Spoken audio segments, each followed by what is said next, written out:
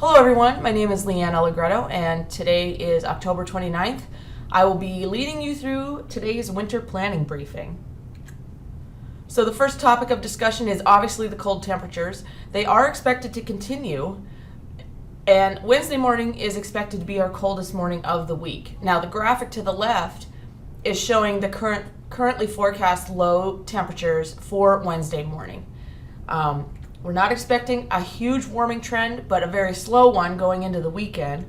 And winds will be missing from the equation. So wind chill shouldn't be an issue going through the next several days. Just basically cold temperatures, very cold, especially tomorrow morning, Wednesday.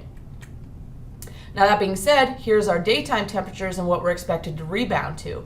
You can see some places in north central Idaho do get above freezing, but many locations, especially valleys and higher locations along the Continental Divide, will struggle to even get to above 30, let alone above freezing. So we'll have plenty of sun, at least Wednesday and part of Thursday, but not a lot to really dig the cold pools out of the valley. So we're expecting to see this cold trend continue even during the daytime.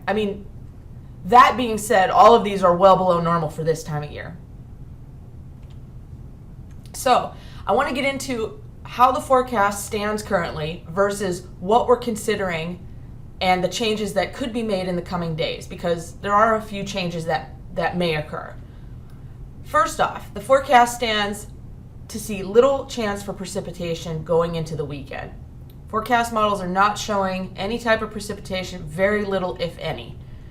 That being said, we know that under northwesterly flow, anytime we get any blip of moisture or any blip of energy within that flow, we do tend to see snowfall occur. So we may be adding higher chances for snowfall to valleys and mountains as we go into the week.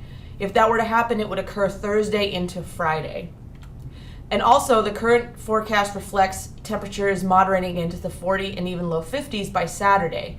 But if we stay in the northwesterly flow, that would keep temperatures in the 30s for most locations during the daytime and help, promote the formation of snowfall with the current flow pattern. So here's how it looks if you were to click on our forecast today on the left-hand side, and then the right-hand side is what you may see change in the coming days as our confidence increases. Now, if the models don't catch up and start reflecting moisture, then we likely won't put it in the forecast. But we've been here long enough to know the precip should be showing up in this type of pattern, so we're just waiting. Sometimes the forecast models tend to lag a little bit. So those are basically the only things to talk about in the pattern through this coming weekend. So because of the threat for the potential of snowfall occurring in valleys and over mountain passes, again, we've highlighted Thursday and Friday in western Montana locations only to have a low threat due to snow. And, that may increase or decrease as the week goes on, so be sure to stay tuned. And of course, our next briefing is this Thursday, October 31st, and we hope to see you then.